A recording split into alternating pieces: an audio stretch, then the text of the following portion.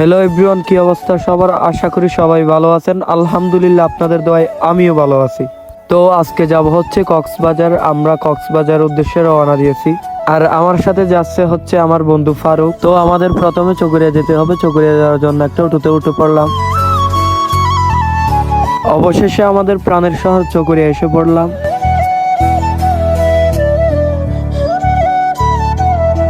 তারপর চকরিয়া এসে বাসের জন্য অপেক্ষা করতেছি। অল্প কিছুক্ষণ অপেক্ষা করার পর তারপর বাসে উঠে পড়লাম।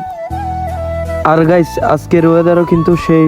তো আমি কথা কম বলি, আপনারা ভিডিওটা উপভোগ করুন।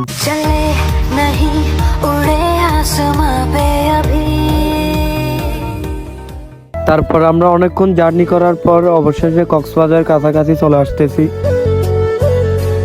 আর গাইস, আপনারা ভিডিওটা ধৈর্য সহকারে শেষ পর্যন্ত দেখবেন। অবশেষে চলে আসলাম আমরা কলাতলি। তো সুগন্ধা পয়েন্টের দিকে যাওয়ার জন্য একটা অটোতে উঠে পড়লাম।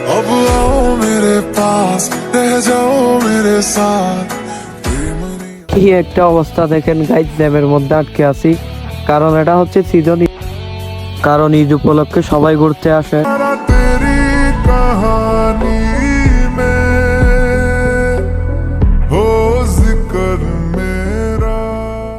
অবশেষে আমরা নেমে পড়লাম সুগন্ধা পয়েন্টে।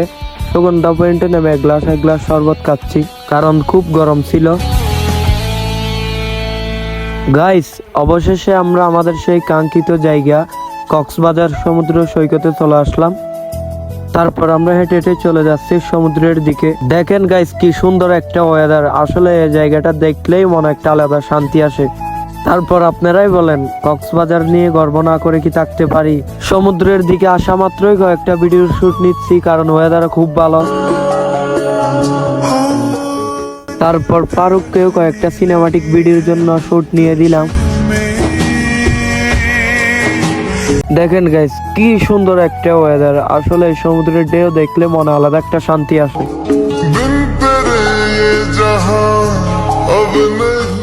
তারপর চলে যাচ্ছি জাও বাগানের দিকে কিছু ভিডিওর শুট নিব। তো আমি টিকটকে আপলোড দেওয়ার জন্য কয়েকটা ভয়েস ভিডিও করতেছি।